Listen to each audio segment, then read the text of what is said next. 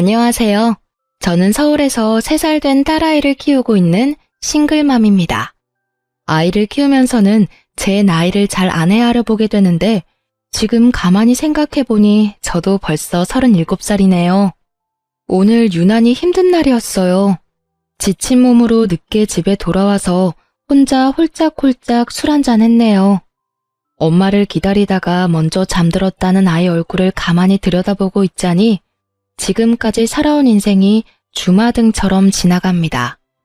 누구에게나 아이는 축복이고 선물이겠지만 저에게는 조금 더 특별한 아이거든요. 한 번도 제 이야기를 자세히 해본 적은 없었는데 오늘은 누구라도 붙잡고 넋두리 해보고 싶어졌어요. 영화 같은 제 이야기 한번 들어주시겠어요? 남편과는 대학교 1학년 때부터 CC였어요. 처음 만난 건 1학년이 듣는 교양 수업에서였는데 남편은 맨날 지가 그랬어요. 늦었다고 살금살금 들어오다가 우당탕 소리를 내며 넘어지거나 뭘 떨어뜨려서 사람들의 이목을 집중하게 만들었죠. 그러고는 해맑게 웃으면서 큰 소리로 죄송합니다 하고 꾸벅 인사를 하는 한마디로 미워할 수 없는 캐릭터였어요. 곱상한 얼굴에다 키도 큰데 백화점 브랜드의 옷을 늘 깔끔하게 입고 다녔어요. 하는 짓이 왠지 철없는 도련님 같아서 남자로는 끌리지 않았지만 입고 다닌 스타일이 너무 마음에 들어서 자꾸 눈이 가더라고요. 저는 패션 디자인과였거든요. 어릴 때부터 옷을 너무 좋아했고 틈만 나면 동대문 시장에 가서 옷 구경하는 게 취미였어요. 고등학교 때는 동대문에서 옷을 사와서 친구들에게 팔기도 했어요. 친구들 사이에 입소문이 날 정도로 장사가 잘 되어서 용돈도 쏠쏠하게 벌었죠. 그렇게 패션 디자이너의 꿈을 안고 패디과에 진학했어요. 중간고사 때 남편이 제 노트를 빌려간 것을 계기로 서로 친해졌어요. 밥 한 번 같이 먹고 커피 한 잔 같이 마시고 수업도 같이 듣고 하다 보니 자연스럽게 연인이 되었죠. 남편은 그야말로 철부지 아들 같았지만 저에게 늘 대단하다고 말해주고 제 꿈을 진심으로 응원해 주었어요. 남편의 그런 모습이 저를 충만하게 해주었던 것 같아요. 저는 대학을 졸업하자마자 대기업에 취업했지만 회사에서 하는 일은 제가 기대하는 것과는 많이 달랐어요. 정말 실망스럽고 몸도 마음도 너무 힘들었지만 얼른 돈을 모아서 제 쇼핑몰을 하겠다는 생각으로 하루하루 버티며 살았어요. 그동안 남편은 공익근무요원 복무를 마치고 졸업을 하게 되었는데 그제서야 취업 준비를 시작했어요. 제대로 된 스펙 하나 없이 2년 넘게 서류 한 번 통과한 적이 없었어요. 그런데도 여전히 해맑고 걱정이 없는 것 같더라고요. 남편의 그런 모습에 이 사람과의 미래가 그려지지 않아서 이별을 고민하고 있을 때였어요. 그날이 발렌타인데이였는데 오랜만에 좋은 데서 밥을 먹자면서 호텔에 있는 레스토랑으로 데리고 가더라고요. 그런데 그 자리에 남편의 부모님이 나와 계셨어요. 부모님을 처음 뵙는 건 아니었지만 예상하지 못한 상황이라 좀 당황스러웠죠. 그런데 그 자리에서 더 당황스러운 이야기를 하시더라고요.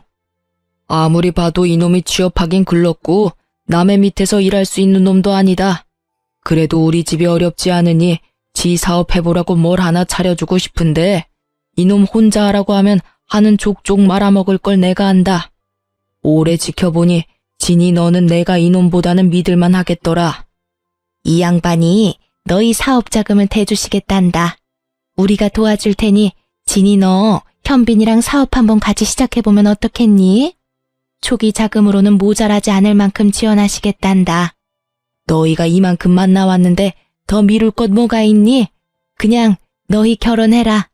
예물 예단 이런 헐에 생략하고 소박하게 가족들만 모여 시골리고 현빈이 아파트에서 같이 살면서 너희들 사업 한번 같이 해봐라. 남편의 집안 사정을 아주 자세히 알고 있지는 못했지만 경기도 근처에 대대로 물려받은 땅이 많고 20여 년쯤 전에 그 일부가 고속도로에 유입되면서 엄청난 보상을 받았다고 하더라고요. 친구들 중에는 남편 집안의 부를 부러워하거나 시기하는 애들도 있었지만 저는 사실 경제력을 알고 사귄 것도 아니었고 그를 만나면서 그 집안의 재산이 저와 관계 있는 일이라고 생각해 본 적은 없었어요. 그런데 이 남자랑 결혼을 하면 제 브랜드를 만들고 싶었던 꿈을 이룰 수 있다고 하는데 이게 현실 같지도 않고 한동안 그냥 멍해지더라고요. 그 자리에서 제가 무슨 이야기를 하고 무엇을 먹었는지 아직도 기억이 나지 않아요. 마치 꿈을 꾼 것처럼요. 이렇게 사업을 할 수 있는 기회는 제 인생에서 두 번 다시 오지 않을 것 같아서 솔직히 붙잡고 싶긴 했는데 꼭 돈 때문에 결혼하는 것 같아 제가 너무 속물 같더라고요. 그래도 저희 부모님도 동의하시고 친한 친구들도 저를 지지해 주었어요. 너무 갑작스럽고 둘 다 아직 어리긴 하지만 너희는 가장 순수할 때 만나서 6년이나 만난 사이잖아. 그만큼 오래 연애했으니 결혼하는 게 당연하지. 그런가? 나 돈 때문에 결혼하는 거 아니겠지? 그럼 절대 돈 때문에 결혼하는 건 아니지. 이런 기회도 아무에게나 오는 게 아니야. 이런 기회를 제안받은 것도 네 복인 거야. 정말 감사하게 받아서 현빈이랑 같이 사업 잘해봐. 그 다음에 다 갚아드리면 되지. 안 그래? 그렇게 우리는 결혼하게 되었고 작은 사무실을 하나 얻어 인터넷 쇼핑몰을 시작했습니다. 고등학교 때부터 사입하던 실력으로 예쁜 디자인을 독점으로 잘 뽑아왔고 제가 직접 디자인한 자체 제작 상품들도 판매했어요. 오랜 시간 꿈꿔온 일이었기 때문에 밤낮 없이 일해도 힘든 줄 몰랐어요. 남편은 명목상 대표였지만 역시 사업에는 크게 관심이 없었어요. 그나마 다행인 건 그래도 제가 하자는 대로 군소리 없이 따라준다는 것이었죠. 온라인 마켓으로 시작해서 2년 만에 오프라인 매장도 열게 되었는데 그런 과정에서 부동산에 대해 좀 공부를 하게 되었어요. 이렇게 저렇게 부동산으로 재테크를 하다 보니 작은 상가도 몇 채 얻을 수 있었죠. 자산이 늘어갈 때마다 시부모님이 주신 사업 자금부터 갚으려고 했어요. 이렇게 자산을 키울 수 있었던 것은 시부모님 덕분이라고 늘 생각하고 있었기 때문에 이자까지 더해서 몇 번이나 돌려드리려 했죠. 또 그렇게 해야 진정으로 제 사업이라고 할 수 있을 것 같았어요. 그런데 시부모님은 언제나 단호하게 거절하셨어요. 대신 부동산 자산을 아들 명의로 해달라고 하셨어요. 부동산이라는 건 아무래도 여자보다는 남자 이름으로 되어 있어야지. 여자가 주인이면 세입자도 그렇고 공인중개사도 아주 쉽게 보는 법이야. 그래, 그런 건 어른 말 들어 손에 대는 거 하나 없어. 돈 갚을 필요 없고 상가 명의만 아들 이름으로 해라. 그걸로 대신해. 회사는 시부모님이 돈을 대줬으니 남편을 대표로 세웠다지만 제가 만든 부동산 자산까지 남편 명의로 하는 건 아무래도 좀 억울했어요. 그래도 초기 자금을 갚는 대신에 그렇게 해달라는데 냉정하게 거절할 수가 없더라고요. 집안에 괜한 갈등을 만들고 싶지도 않았고요. 이렇게 모든 게 순탄한 것 같던 저희에게 딱 한 가지 마음대로 되지 않는 건 바로 아이였어요. 결혼 5년 동안 피임을 하지 않았는데도 아이가 생기지 않았거든요. 임신이 안 되는 게 좀 신경이 쓰이긴 했지만 많이 걱정하거나 임신을 하기 위해 일부러 노력하지는 않았어요. 언제든 아이가 찾아오면 기쁘게 낳을 생각이었지만 둘 다 나이가 젊었고 무엇보다 저는 아직까지 사업에 더 욕심이 있었기 때문에 임신 자체가 그렇게 급하진 않았거든요. 그런데 시가에서는 제가 30살이 되는 해부터 임신에 대해 엄청 걱정하셨어요. 시어머니는 저만 보면 임신 이야기를 하셨고 시아버지는 외손주는 남의 자식이고 친손주가 있어야 집안의 대가 끊기지 않는다는 것을 늘 강조하셨어요. 너무 듣기 싫은 이야기였지만 옛날 분들이니까 그런가 보다 하고 그냥 넘기곤 했는데 진짜 짜증나는 건 손이 신우였어요. 신우는 원래 은행에 다녔는데 출산하고 나서 육아를 위해 그만두었대요. 아이가 어느 정도 큰 다음부터는 다시 일을 하고 싶은데 재취업이 쉽지 않아 스트레스를 적잖이 받은 모양이에요. 그래서 시부모님이 작은 카페를 하나 차려주었는데 직원을 두고 운영은 하고 있지만 본인이 그렇게 애정을 갖고 있는 것 같지는 않았어요. 제가 보기에는 카페에서 일하는 것보다 뭔가 더 폼나는 일을 하고 싶은 것 같더라고요. 카페 일은 꼭 막노동 같다면서 자신이 이런 일이나 하고 있을 인물이 아닌데 출산한 것이 억울하다고 해요. 그러면서도 저만 보면 그렇게 임신하라고 난리였어요. 아이가 주는 행복이 얼마나 큰지 옳게는 모를 거야. 아이를 낳아야 진정한 어른이 되는 거라고. 아유, 나는 아이 안 낳아본 여자들하고는 말이 안 통해서 좀 답답해. 옳게. 1살이라도 어릴 때 애 가져야 돼. 나이 들어서 임신하면 기형아 확률이 더 높아지는 건 알지? 네, 저도 아이 생기면 낳을 거예요. 아이도 좋아하고요. 그러니까 하루라도 빨리 가질 생각을 해야지. 그러다 진짜 큰일 난다. 네, 제가 잘 알아서 할게요. 그러던 어느 날이었어요. 며칠째 감기 기운도 있고 컨디션이 영 좋지 않았는데 어쩐지 평소에 감기 걸린 것과는 뭔가 다르더라고요. 기분이 이상해서 혼자 임신 테스트기를 사서 해보았더니 선명하게 2줄이 나왔어요. 병원에 가보니 임신 5주 차라더군요. 그런데 얼마 안 있다가 갑자기 피가 쏟아지면서 자연유산이 되었어요. 병원에서도 임신 초기 자연유산은 매우 흔한 일이고 특별한 원인이 있는 것은 아니라고 하는데 시부모님과 신우는 다들 제가 조심하지 않아서 유산했다며 제 탓이라고 몰아댔어요. 몸도 마음도 가장 상처가 큰 것은 저였는데 말이죠. 급기야 시가에서는 저에게 사업에서 손을 떼라고 요구했어요. 진이야, 내가 아무리 생각해도 이게 아닌 것 같다. 너 매일 늦게까지 일한다고 스트레스 받으니 임신이 될 수가 있겠니?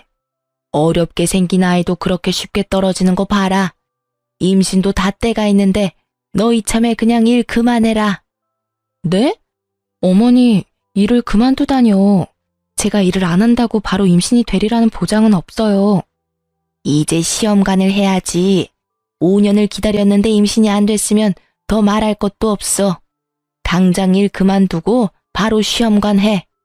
여자의 인생은 그저 애 낳고 잘 키우는 게 최고야. 어머니, 이 사업은 저한테 그렇게 쉽게 그만둘 수 있는 일이 아니에요. 제가 저 바닥부터 하나하나 차곡차곡 쌓아 올린 회사인데요. 또 지금 너무 잘 되고 있는데 이걸 어떻게 접어요? 아이, 그럼 이렇게 잘 되는 사업을 그냥 접기는 너무 아깝지. 그러니까 올케가 임신하고 애 키우는 동안 내가 그거 맡아서 잘해볼게. 그냥 접는 것보다 나한테 맡기는 게 훨씬 낫지. 올케 임신 여기서 더 늦어지면 진짜 큰일 난다. 진짜 기형아라도 나오면 어쩌려고 그래. 그래, 회사는 네 형님이 알아서 잘할 거다.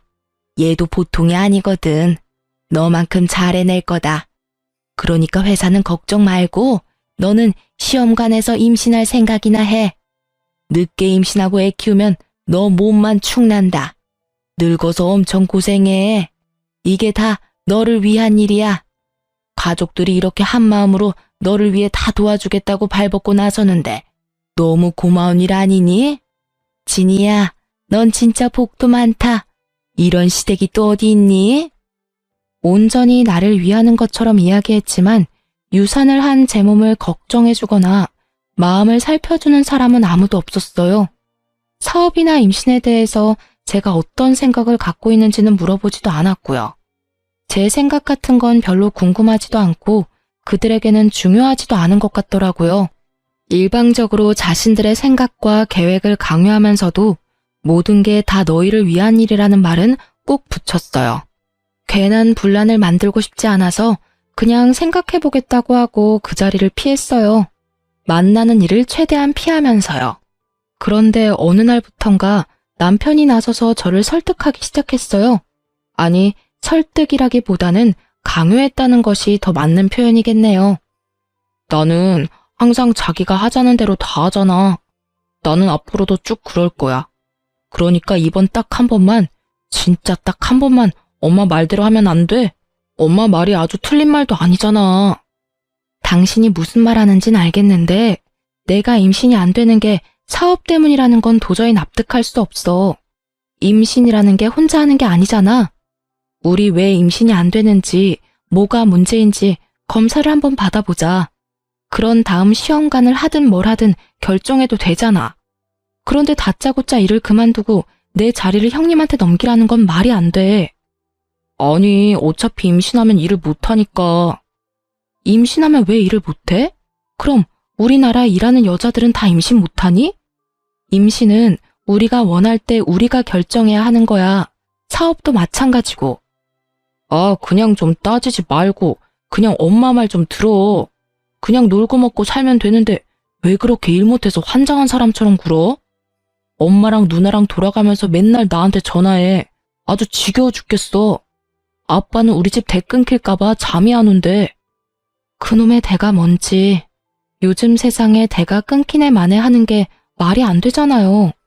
시가 사람들에게 저는 그저 무능한 아들 대신 일해주고 자기 집안 대를 이어줄 아이를 낳아주는 사람이었어요. 그때까지는 피하기만 했는데 이제는 안 되겠다 싶어 시부모님을 찾아가서 말씀드렸어요. 어머니, 저는 당연히 아이를 낳을 생각이긴 하지만 지금 당장 시험관을 하고 싶지 않아요. 먼저 왜 임신이 되지 않는지 남편과 함께 검사는 받아볼게요. 제가 아니라 남편에게도 문제가 있을 수 있잖아요. 요즘 남성 난임도 많다고 해요. 아니 얘, 우리 현빈이가 무슨 문제가 있다고 그래? 멀쩡한 애를 얘가 병신을 만드네. 임신이 남자 탓이 어디 있니? 다 네가 일한다고 몸을 제대로 관리하지 않아서 임신이 안 되는 거지. 임신을 혼자 하는 것도 아니고 몸 관리는 저보다 현빈이가 더 안 하는 거 아시잖아요. 그건 검사 받아보면 알겠죠. 그리고 저에게는 지금 아이보다 사업이 더 중요해요. 물론 부모님이 도와주셨지만 제가 첫 삽부터 하나하나 제 손으로 쌓아올린 그야말로 제 자식 같은 회사입니다. 대표는 제가 아니지만 제가 다 키운 회사예요. 저는 그만둘 생각도 없고 형님에게 맡길 생각은 더더군다나 없습니다. 진작에 했어야 하는 일이지만 이참에 대표이사도 저로 바꿀 생각입니다. 뭐가 어쩌고? 참, 기가 차서 말이 안 나온다. 어쩜 이렇게 눈을 똑바로 뜨고 따박따박. 내가 나조차고 이런 소리 하는 거니? 다 너희들 좋으라고 하는 소리지? 됐다. 네 생각 아주 잘 알았다. 너 아주 잘났구나. 여자가 대표인 회사가 잘 돌아가겠다. 잘난 너희들 꼴도 보기 싫다. 앞으로 우리 집에 오지 마라. 시어머니는 기가 막힌다며 부들부들 떠시고 시아버지는 한마디도 안 하시다가 자리를 박차고 나가버리셨어요. 그전까지는 제가 한 번도 시부모님께 맞선 적이 없었어요. 충분한 초기 자금을 지원해 주셨다는 것 때문에 그분들에게는 저는 항상 빚을 진 기분이었거든요. 늘 고분고분하던 제가 이렇게 반기를 드니 당황하셨겠죠. 그날 이후 시가와는 물론 남편과도 사이가 좀 어색해졌어요. 신우는 하루에도 몇 번씩 전화를 했고요. 물론 잘 받지 않았어요. 전화를 받지 않으면 카톡으로 엄청나게 화를 쏟아냈어요. 뭐 읽기는 했지만 답을 하지는 않았죠. 시가 식구들과 잘 만나지 않으니 소화도 잘 되고 은근히 편하더라고요. 남편하고도 좀 대면대면해지면서 대화도 잘 안 하게 되었는데 남편은 친구들과 술 마신다며 안 들어오는 날이 점점 더 많아졌어요. 저는 저대로 사업에 더 몰두했죠. 좀 더 사업을 확장하기 위해 사람도 많이 만나고 공부도 했어요. 그러던 어느 날 남편이 회사로 꽃을 보냈더라고요. 미안하다는 장문의 편지와 함께요. 길에서 자객을 봤는데 제가 생각났대요. 제가 제일 좋아하는 꽃이거든요. 편지에는 여전히 사랑하고 존경한다는 말과 함께 주소가 하나 적혀 있었어요. 오랜만에 같이 저녁을 먹고 싶다면서요. 편지를 읽고 펑펑 울었어요. 그래도 고마운 분들이고 내가 사랑하는 사람인데 너무 제 생각만 한 것 같아서 미안한 마음이 들었어요. 그날 이후 저희는 다시 가까워졌어요. 남편이 저에게 애를 많이 쓰더라고요. 특히 지나가다가 생각났다면서 선물을 많이 해주었어요. 명품 가방이나 액세서리 같은 걸요. 또 친구들과 발리로 서핑 여행을 다녀오더니 저와 같이 가고 싶다고 휴가를 내서 여행을 가자고 하더라고요. 거기 너무 로맨틱하더라. 남자놈들하고는 바에서 술 마시고 서핑하는 것밖에 안 했지만 자기랑 같이 가면 수영도 하고 마사지도 받고 시장도 가고 너무 재밌게 보낼 수 있을 것 같아. 그동안 촬영만 하러 갔지 제대로 놀러 간 적은 없었잖아. 일은 잠깐 놓고 나랑 실컷 놀다 오자. 자기한테도 일 생각 안 하는 그런 시간이 필요해. 그렇긴 한데 곧 샘플 나와서 엄청 바빠질 텐데 그래도 될까? 딱 3일인데 뭐. 3일 동안 자기 없다고 회사 안 돌아가면 우리 회사 크게 잘못된 거야. 가끔 사장이 없고 그래야 직원들도 숨통이 트이지. 안 그래? 정말 그동안 신상품 촬영을 하거나 물건 구매를 하러 간 적은 있어도 여행을 위해서 어딜 가본 적은 없었어요.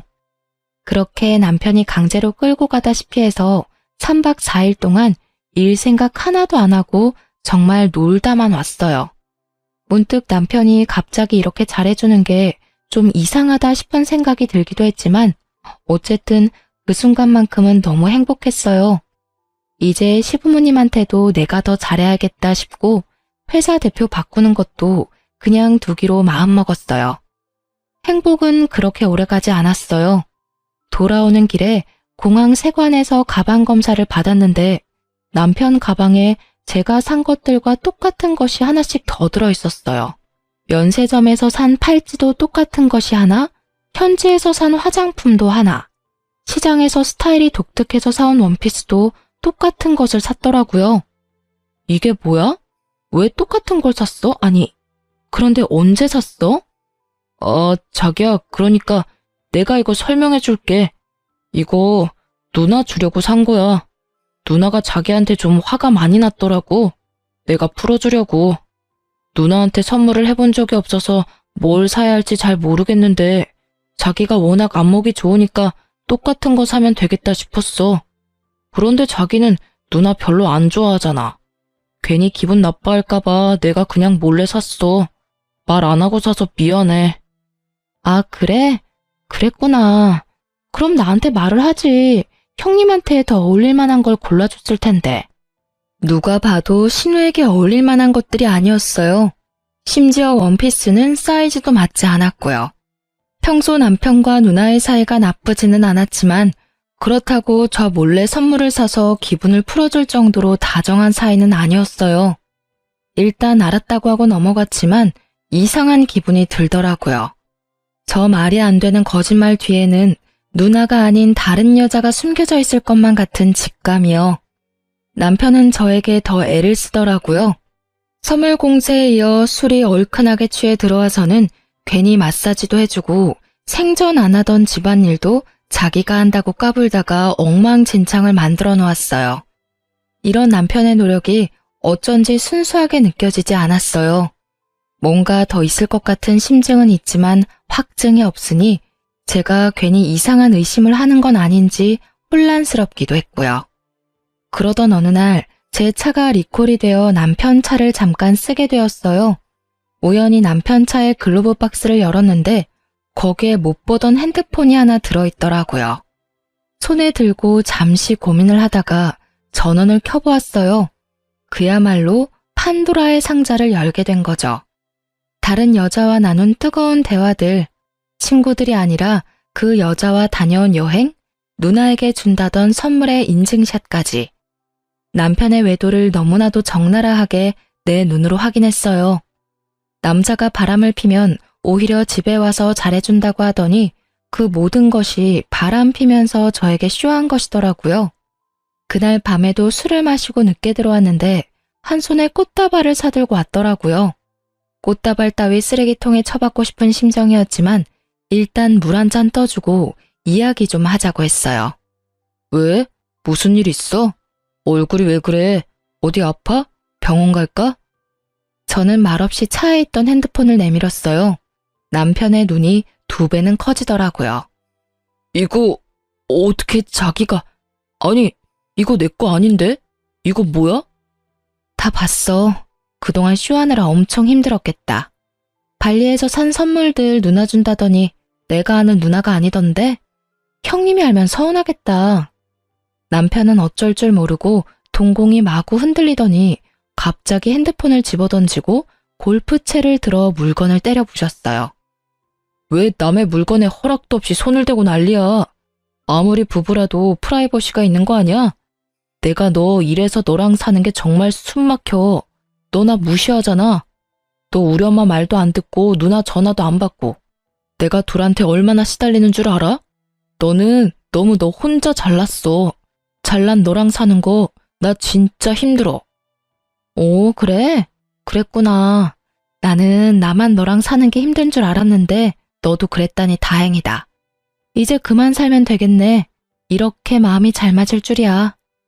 남편도 그랬지만 시가에서도 남편이 바람핀 것은 모두 제 탓이라고 하더라고요. 제가 남편과 시가를 무시하고 그놈의 임신도 하지 않았기 때문이라고요. 저는 그 길로 짐을 정리하여 집을 나왔고 남편의 외도를 사유로 이혼 소송을 냈어요. 부동산 자산은 남편 명의로 되어 있지만 제가 전적으로 형성한 것이니 제가 가져올 수 있도록 재산 분할을 청구했죠. 굳게 마음을 먹고 준비를 단단히 했지만 제대로 싸워보지도 못하고 허탈하게 끝이 났어요. 이혼 소송을 낸 지 한 달도 채 되지 않았을 때 남편이 새벽에 만취한 상태로 무단횡단을 하다가 교통사고를 당했거든요. 병원으로 옮겨져 3일 동안 의식이 없다가 결국 세상을 떠났어요. 정말 믿기지 않는 일이었죠. 시가에서는 이번에도 저 때문에 남편이 죽었다고 몰아세웠어요. 제가 이혼 소송을 내서 남편이 극도로 스트레스를 받았다면서요. 남편은 여자하기 나름인데 한 번쯤 용서하고 다독이지 못한 제가 천하의 나쁜 년이라며 원망했고 너도 벼락 맞아서 죽으라면서 저주하고 갖은 욕설을 퍼부었어요. 시어머니에게 뺨을 얻어맞기도 하고 머리카락을 뜯기기도 했어요. 남편의 사망은 저에게도 충격이었어요. 이혼의 귀책은 남편에게 있었지만 정말로 제가 소송을 낸 것 때문에 남편이 죽었다는 생각에 엄청난 죄책감이 들었어요. 그래서 욕하면 욕하는 대로, 때리면 때리는 대로 그냥 당하고 있었어요. 그들 말이 다 맞는 것 같더라고요. 그냥 이들 앞에서 내가 죽어버리면 이들에게 좀 위로가 될까? 그렇게 하면 내 죄를 용서받을 수 있지 않을까 하는 생각도 해봤고요. 시가 식구들은 저를 장례식장에 들어오지도 못하게 했어요. 그래도 저는 차마 장례식장을 떠날 수가 없어서 3일 내내 장례식장 밖에서 앉아 울고 있었어요. 장례식장 밖에서 울고 있는 저를 찾아오는 사람은 손이 신우밖에 없었어요. 그것도 한두 번이 아니라 집요하게 찾아왔죠. 옳게, 그 회사는 우리 현빈이 명의로 되어 있고 초기 자본금도 다 아버지가 대줬다는 거 잊지 않았지? 그러니까 서로 얼굴 붉히지 말고 미리 회사 정리하고 나가줬으면 좋겠어. 나중에 이야기해요. 나중에 이야기한다고 달라질 게 없어. 이게 내가 올케랑 상의하는 건 줄 알아? 그래도 그간에 정이 있어서 올케가 정리하라고 내가 기회를 주는 거야. 장례식장 밖에서 울고 있는 저를 찾아와 하루 종일 그 이야기를 했어요. 장례가 끝난 이후에도 시도 때도 없이 전화하고 전화를 받지 않으니 수십 통의 카톡을 보내더라고요. 남편이 죽은 것이 본인이 회사를 차지할 수 있는 절호의 기회라고 생각하는 것 같아 보였죠. 신우의 집요한 요구에도 입을 꾹 다물고 있었고 전화나 카톡 폭탄에도 별다른 반응을 하지는 않았지만 정말 처음에는 그렇게 하려고 했어요. 남편이 나 때문에 죽었는데 제가 무슨 낯으로 남편과 함께 운영했던 회사에서 계속 일을 할 수 있겠나 싶어서요. 장례를 마치고 오랜만에 회사에 출근해서 오래 같이 일한 직원들과 함께 식사를 하면서 앞으로 회사가 이러이러하게 될 것 같다고 말을 했죠. 당분간은 대회비로 해달라는 당부와 함께요. 아니 이사님, 그게 무슨 말씀이세요? 이 회사가 이사님에게 어떤 회사예요? 그걸 왜 그 집에 넘겨요? 안 돼요 이사님, 정신 차리세요. 대표님이 돌아가신 건 너무 슬프고 안타까운 일이지만 그게 왜 이사님 때문이에요? 저희가 모른 척하고 있었지만 소문 들어서 다 알고 있어요. 바람을 피운 것도 대표님이고 술 먹고 무단횡단하다가 사고를 당한 것도 대표님이 잘못한 거잖아요. 미리 말씀드리지 못했지만 저희 직원들이 대표님이 다른 여자 만나는 거 본 적 있어요. 그래서 회사에 소문도 돌았고요. 대표님이 이사님과 여행 가신다고 할 때 저희 다 경악했어요. 두 분 이혼하신다는 소문에 저희가 얼마나 다행이라고 생각했다고요. 이런 거 미리 말씀드리지 못해 정말 죄송해요. 네, 이사님, 절대 안 돼요. 저희 지켜주셔야죠. 대표가 바뀌면 저희 다 그만둘 거예요. 그럼 이 세상에 우리 브랜드 없어지는 거예요. 제발 정신 차려주세요. 저희 회사 지켜주세요. 이사님 피땀으로 만든 회사잖아요. 직원들의 말에 갑자기 정신이 번쩍 들더라고요. 정말 그랬어요. 남편이 죽은 건 너무 슬프고 안타까운 일이었지만 정말 그가 저 때문에 죽은 건 아니었어요. 바람을 피운 것도 그였고 시가 사람들 말대로 제가 남편이 바람핀 것을 용서해야 할 이유 같은 건 하나도 없었어요. 술을 먹은 것도 무단횡단을 한 것도 그래서 죽은 것도 제 잘못이 아닌 그의 잘못이었어요. 여기까지 정리가 되고 나니 내가 일군 이 회사는 절대 뺏길 수 없다는 생각이 들었어요. 회사뿐만 아니라 그동안 내 피와 땀으로 만든 재산도 다 찾아와야겠다고 마음먹었어요. 그동안은 소화도 안 되고 구토가 나서 잘 먹지도 못했는데 갑자기 기운이 솟으면서 이것저것 먹고 싶은 것도 생기고 밥도 잘 챙겨 먹고 다녔어요. 남편이 사망하면서 이혼 소송은 무효가 되었고 상속으로 재산을 정리해야 했어요. 우리 부부는 아이가 없었기 때문에 저와 시부모님이 남편의 재산을 공동으로 상속받는 상황이 되었죠. 법적으로 시부모가 각각 1이고 저는 1.5가 되어서 결과적으로는 시부모가 더 많이 가져가는 모양새가 되더라고요. 상속의 규모도 그렇지만 어떤 것을 나눌 것인가도 신중해야 했어요. 자칫 잘못하면 상속세 폭탄만 맞게 되고 제 손에 쥐어지는 것이 없겠더라고요. 어찌된 영문인지 남편의 재산을 정리하는 와중에 저는 모르고 있었던 재산이 꽤 나타났어요. 알고 보니 시아버지가 세금을 피해보려는 목적으로 남편 이름으로 된 계좌를 만들어 적지 않은 현금을 넣어두었어요. 또 시부모가 신우에게 차려준 카페도 남편의 명의로 되어 있었어요.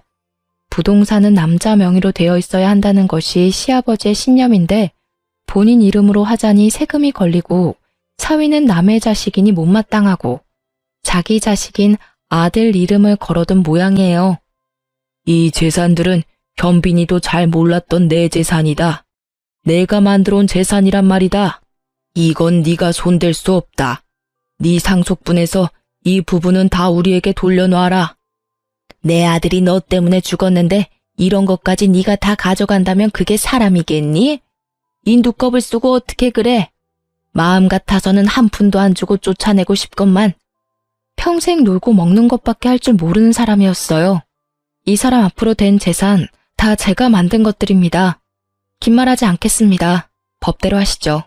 남편이 상속받은 것보다 제가 불린 재산이 훨씬 많습니다. 제 것 분명하게 내놓으셔야 할 겁니다. 저런 사람 같지도 않은 것 같으니라고. 다 우리가 준 돈으로 시작한 것들인데 거기에 네 것이 어디 있어? 우리가 아니었으면 네가 무슨 재주로 그렇게 할 수 있냐고. 시부모는 거품을 물고 저를 비난했지만 저는 눈 하나 깜짝하지 않았어요. 당당했거든요. 처음에 시부모님이 돈을 내어주신 것은 맞지만 몇 번이나 돌려드린다는 걸 고사하고 거절한 것은 그분들이었으니 그 돈에 대해서는 제가 주눅들 이유가 없더라고요.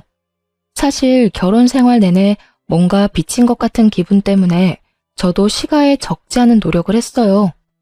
좀 부당하다 생각되어도 시부모님 하라는 대로 고분고분 말도 들었고 해마다 때마다 물질적으로나 물리적으로나 저는 최선을 다했어요.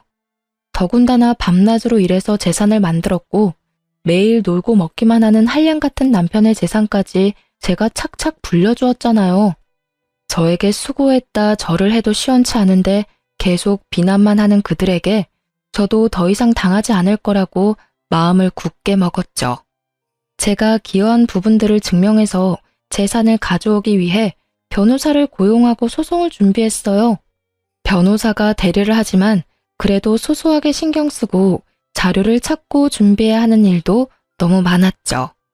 그 와중에 회사는 계속 운영이 되어야 했으니 이런저런 스트레스가 너무 많아서 몸도 마음도 지쳐갔어요. 회사 하나만 지키고 나머지는 다 포기하고 싶은 생각이 들다가도 욕먹고 머리채 잡히고 얻어맞고 있던 순간들을 생각하면 바늘 쌈지 하나라도 더 빼앗아 오고 싶은 오기가 생기더라고요. 그야말로 악으로 깡으로 버텨가던 어느 날, 그날따라 유난히 피곤해서 아침에 일어나기가 너무 힘들었어요. 그래도 억지로 몸을 일으켜 회사에 출근한 것까지는 기억나는데 나중에 들어보니 제가 사무실 앞에서 쓰러졌다고 하더라고요. 직원들이 구급차를 불러 응급실로 옮겼다고 해요. 응급실에서 눈을 떠서 이게 무슨 상황인지도 파악이 잘 안 되는 와중에 의사에게 또 엄청난 이야기를 듣게 되었죠. 환자분, 이제 정신이 좀 드시나요? 임신 중이셔서 저희가 바로 약을 쓰지는 못했습니다. 큰 이상이 있는 건 아니고 과로로 의식을 잠시 잃으신 거라 수액 처치를 해드렸습니다. 나머지 수액 다 맞으실 때까지 좀 쉬시면 회복되실 겁니다. 다행히 아기에게는 전혀 지장이 없습니다. 그래도 임신 중에는 너무 과로하지 않으셔야 해요. 네? 지금 뭐라고? 아기? 임신이요? 제가 임신을 했다고요? 아니, 임신한 걸 지금까지 모르셨어요? 아이가 꽤 많이 컸던데요. 입덧도 있고 컨디션이 아무래도 달랐을 텐데요. 암튼 곧 산부인과 선생님 내려오실 거예요. 초음파 확인하시고 말씀도 들어보세요. 벌써 15주 정도가 되었다네요. 대충 따져보니 남편과 사이가 좋아졌을 때 생긴 아이였어요. 그동안 몸이 피곤하고 스트레스가 많아서 소화도 안 되고 입맛이 없는 줄만 알았어요. 평소에는 잘 먹지도 않던 복숭아가 먹고 싶어서 백화점을 2군데나 찾아다닌 날도 있었는데 그것도 스트레스 때문이라고만 생각했어요. 그러고 보니 허리선이 좀 둥실해지기도 한 것 같고 생리도 안 한 지 오래된 것 같은데 그동안은 정말 이것저것 신경 쓰고 여기저기 쫓아다니느라 저에게 관심을 두지 못했거든요. 몸 안팎으로 일어나는 변화에 대해서 미처 알아차리지 못했어요. 처음에는 정말 하늘이 무너지는 기분이었어요. 아이라니. 그동안 그렇게 기다리고 원할 때는 생기지도 않더니 왜 지금 이 시점에 아이가 생겼을까 싶어 하늘이 원망스러웠어요. 더군다나 남편은 죽었는데 아빠 없는 아이를 혼자 키운다는 게 자신도 없고 막막하기만 하더라고요. 아이는 이미 많이 큰 상태라 낙태도 어려운 상황이었고요. 처음으로 회사에 긴 휴가를 내고 며칠 밤낮을 집에서 울기만 했어요. 그날도 밤새 울다 지쳐서 늦게까지 침대에 누워 있었어요. 갑자기 제 배에서 뭔가 움직이는 느낌이 들더라고요. 잠옷을 걷고 가만히 배를 살펴보니 한 번씩 볼록볼록 튀어나오기도 하고 또 부르르 떨리기도 했어요. 그게 태동이더라고요. 아, 그때의 기분이란 정말 말로 표현할 수가 없었어요. 너무 신기하기도 하고 귀엽기도 하고. 한참을 크크 웃으면서 손가락으로 아기의 움직임을 따라다녔어요. 아기가 온몸으로 저에게 이야기하는 것 같았어요. 엄마, 나 여기 있다고. 엄마랑 잘 살고 싶다고. 엄마는 아기가 있는 줄도 모르고 여기저기 치이면서 전쟁을 하고 있었는데 그 와중에 혼자서 건강하게 제 뱃속에서 자라왔다고 생각하니 너무나도 아기가 대견해서 눈물이 쏟아졌어요. 지금까지보다 더 큰 소리로 엉엉 목 놓아 울었어요. 아기에게는 한없이 부끄러운 못난 엄마였지만 저 배꼽 아래서부터 단단하게 힘이 들어왔어요. 이제 더 이상 울지 않아도 될 것 같았어요. 세상에서 제일 강한 사람이 된 것 같았거든요. 우리 아기, 엄마에게 와줘서 고마워. 엄마가 널 지켜줄게. 엄마랑 행복하게 살자. 라고 속으로 다짐했죠. 뱃속의 아이는 딸이었어요. 우리 딸의 존재가 밝혀지면서 거짓말처럼 그 복잡한 싸움들이 다 해결되었어요. 직계 가족이 생겨서 남편의 재산은 뱃속의 아이와 제가 100% 상속하게 되어 시부모와 지리멸렬하게 싸울 필요가 없어졌어요. 저는 그저 잘 먹고 마음 편안하게 지내면서 아이가 건강하게 태어날 수 있도록 지켜주기만 하면 되었어요. 그렇게 임신 타령을 하던 시가 식구들은 제가 임신했다는 소식에 얼굴이 하얗게 질리더라고요. 물론 이번에도 신우가 쌍심지를 들고 나서긴 했죠. 그렇게 안 생기던 아이가 갑자기 생겼다고? 그거 현빈이 아이가 아닐 수도 있잖아. 네가 바람 폈을지 누가 알아? 친자 확인해야지. 좋아요. 친자 확인해드리죠. 하지만 여기까지예요. 저는 더 이상 여러분들의 그 어떤 요구에도 응하지 않을 겁니다. 이제 남편이 없으니 서로 얽히지 말고 각자의 인생 잘 살아가는 것으로 해요. 그게 무슨 말도 안 되는 소리니? 엄연히 우리 손주가 있는데 핏줄이 끊어질 수 있는 줄 아니? 지금 제가 동의를 구하는 줄 아세요? 나머지 모든 절차는 각자 변호사와 해결하기로 하죠. 양수 검사를 통해 친자임을 확인했어요. 신우가 늘 그렇게 걱정하던 기영아 검사도 함께 했네요. 선천적인 유전자 이상 없이 아주 건강하다는 것과 99.9% 친자라는 당연한 결과서는 변호사를 통해 전달했어요. 아이와 친정 부모님과 함께 살 집을 새로 구했어요. 좀 더 넓고 마당도 있어 아이가 뛰어놀 수 있는 곳으로요. 이사도 하고 집도 꾸미느라 몸은 힘들었지만 아이를 만나고 함께 살 생각에 하루하루 설레고 신이 났어요. 아이를 출산하는 병원도 조리원도 시가에는 절대 알려주지 않았죠. 저를 남편 장례식에도 못 오게 한 것처럼 한 번만 아이를 보고 싶다고 간절히 부탁하더라도 변호사의 전원에도 절대 응하지 않았어요. 어차피 남편이 없으면 남인 사람들인데 더 보고 살 이유가 있나요? 아, 남편 명의로 되어 있던 신우의 카페는 법에 따라 제가 상속받았고 바로 팔아 처분한 다음 상속세 내는데 보태었어요. 크진 않아도 목이 좋은 상가라서 값은 제대로 받았네요. 우리 딸은 저를 닮아서 건강하고 아주 똘똘하답니다. 아이가 커가는 게 너무 아쉽고 아까운데 벌써 3살이 되었어요. 밥도 잘 먹고 말도 얼마나 잘하는지 하루 종일 아이가 종알대는 소리가 끊이지 않는답니다. 덕분에 어른들의 얼굴에는 항상 웃음꽃이 피어있죠. 저희 회사에는 아동복 라인이 새로 런칭되었어요. 딸을 생각하며 제가 직접 만드는 옷이니만큼 시장에서도 반응이 아주 좋답니다. 디자이너 딸답게 패션에 민감하고 까다로워서 신제품을 출시하기 전에는 꼭 딸에게 승인을 받아야 해요. 그러다 보니 저희 회사에서 제일 공을 들이고 있는 것이 아동복이 되었답니다. 이렇게 최선을 다해 키우고 있지만 한 번씩 아빠가 없는 것에 대해 아이가 어떻게 받아들이게 될지를 생각하면 가슴이 먹먹해지곤 한답니다. 아이가 어린이집을 다니기 시작하면서 아빠에 대해 물어볼 때가 많아졌거든요. 처음에는 아빠가 뭐냐고 물어보더니 그 다음부터는 우리 집은 왜 아빠가 없는지, 아빠가 어디 갔는지, 아빠는 어떻게 생겼는지 등등 물어보더라고요. 아빠는 하늘나라에 있는데 거긴 멋있고 좋은 사람들이 가는 곳이라고, 거기서 언제나 우리를 지켜보고 있다고 이야기해 주었어요. 아빠의 사진도 보여주고 결혼식 비디오도 보여주었어요. 아이가 커가면서 아빠의 죽음과 우리 집의 상황을 건강하게 이해하고 받아들일 수 있도록 도와주는 것이 저의 숙제겠죠. 그래도 정말 우리 딸은요, 열심히 살아온 저에게 하늘이 준 선물이에요. 남편에 대해서는 아직도 분노와 원망이 더 크고 남편의 부재가 너무 크게 느껴져서 뼛속까지 외로운 날도 있지만 우리 딸은 그가 마지막으로 저에게 준 선물이라고 생각하고 있어요. 그가 준 수많은 선물 중에서 제일 마음에 드는 소중한 선물이요. 우리 딸 진짜 저에게 특별한 아이죠? 혼자서 아이를 키우며 일하는 것이 쉽지만은 않지만 저 열심히 그리고 씩씩하게 살아갈 겁니다.